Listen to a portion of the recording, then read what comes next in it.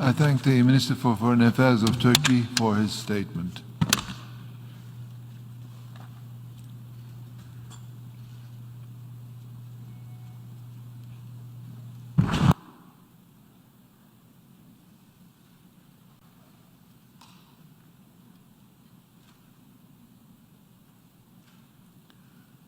I now give the floor to His Excellency Maktoum Shah Mehmood Qureshi, Minister for Foreign Affairs of Pakistan.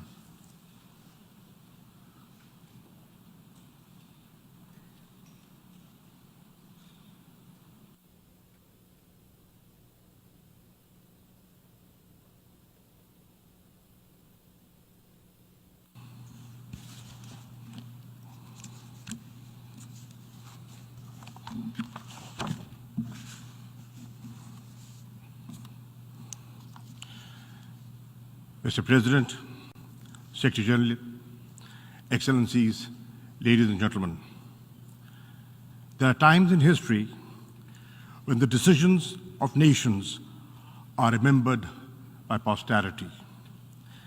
This is one such moment. What we do today or cannot do will be recorded in history. Driven by arrogance and emboldened by impunity, Israel has mounted a relentless onslaught on the occupied and beleaguered people of Palestine. As we speak, children, women, and men in Palestine are being killed with impunity. In 1 week of Israeli attacks, over 250 Palestinians have been killed and thousands injured. 1/3 are women and children. Death echoes in every home in Gaza. The Israeli airstrikes are responsible for the taking of every single life of the Abu Hattab family. 2 were women and 8 children. Let that sink in for just a moment. Hundreds of such tragedies are being enacted every hour in Gaza and other parts of the Palestinian territories. So far, over 50,000 Palestinians have fled their homes in Gaza. There is limited access to water, food, hygiene, and health services. Hospitals and access to water and sanitation services depend on electricity. Fuel for the power plants has almost run out. Gaza is plunged in darkness, literally and metaphorically. The only light is that of Israeli explosions. This is Palestine, where in full view of the world, the Israeli airstrikes bring down entire buildings to kill and terrorize innocent Palestinians and even silence the media. It is time to say enough. The voice of the Palestinian people cannot and will not be silenced. We, the representatives of the Islamic world, are here to speak with them and for them. Mr. President, it is appalling that the Security Council has been unable to exercise its primary responsibility for the maintenance of international peace and security. The Security Council has failed even to demand a cessation of hostilities.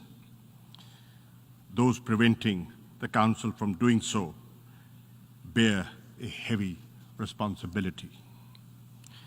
In these circumstances, the General Assembly must assume its own responsibility. We must not fail the Palestinian people at this critical juncture.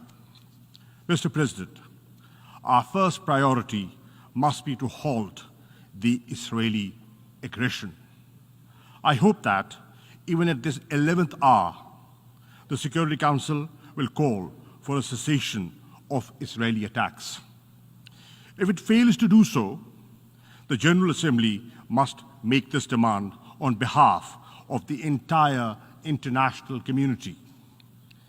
Let us be clear, there is no moral or military equivalence between the beleaguered and occupied Palestinian people, who have no army, no navy, no air force, and the Israeli war machine, one of the most powerful in the world. This is a war between a military occupier and an occupied people. It is a conflict between illegal occupation and a legitimate struggle for self-determination.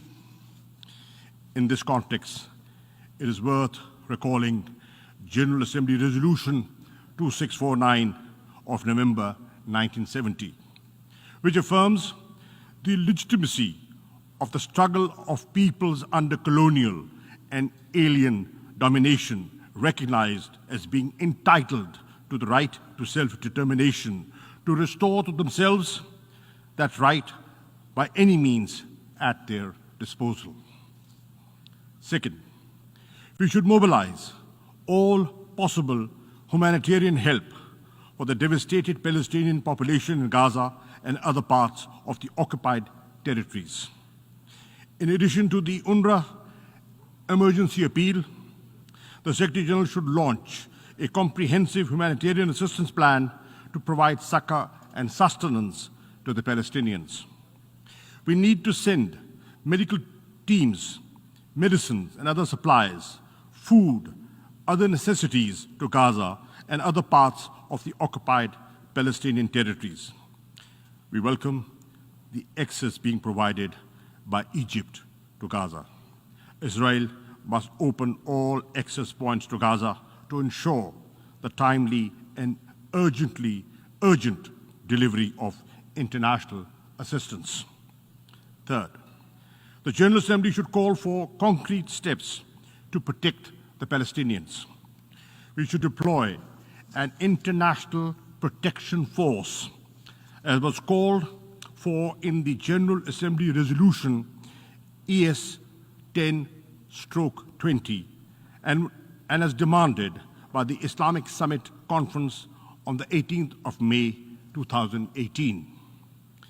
If the Security Council cannot agree to send the protection force, a coalition of the willing can be formed to provide at least civilian observers to monitor a cessation of the hostilities and supervise the provision of humanitarian help to the Palestinians.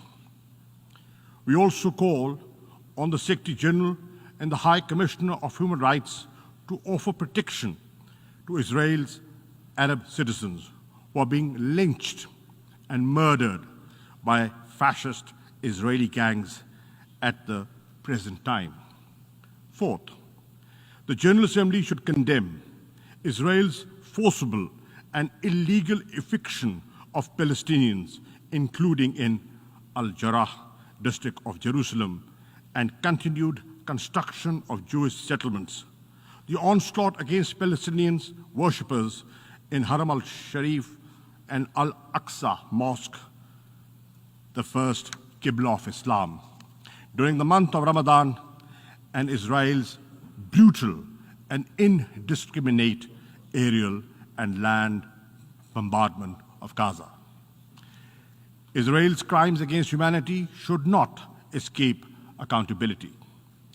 There should be no impunity for violation of international law, including the Fourth Geneva Convention and other human rights conventions.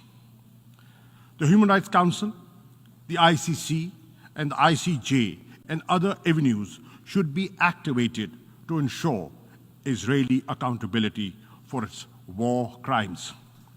Fifth, we must revive concrete efforts to end Israel's occupation of the Palestinian territories and to dismantle the illegal settlements and the apartheid-like regime Israel has imposed in the occupied territories. The General Assembly should secure unconditional implementation of Resolution 242 of November 1967, in which the Security Council declared the inadmissibility of the acquisition of territory by war and demanded that Israel withdraw its armed forces from territories occupied in the 1967 war. It is therefore imperative to initiate bold steps to secure the implementation of the Security Council and General Assembly resolutions calling for the establishment of a viable, independent, and contiguous Palestinian state with Al-Quds, Al-Sharif as its capital. Pakistan endorses President Abbas's call for an international conference to secure a peaceful settlement. Mr. President, the Palestinian tragedy is at the heart of the turmoil and the conflicts in the Middle East. It is also the principal root cause of the humiliation and anger in the Muslim and Arab world. Anger which breeds extremism and often spawns acts of violence. A just solution for Palestine is imperative for the maintenance of regional and global peace and security. Clearly, the onus for restoring peace rests on Israel. It must end its occupation. It must implement the resolutions of the Security Council and the General Assembly. This General Assembly session must send a clear message to the Palestinian people and to Israel. It is only through determined and decisive action that this Assembly can restore the credibility of the United Nations and demonstrate its effective role in preserving world peace and global order based on equity and justice. I end with a verse from a great resistance poet of Pakistan. "E arz-e Palestine, main bhi hazir hoon." O land of Palestine, I too am there for you. I thank you.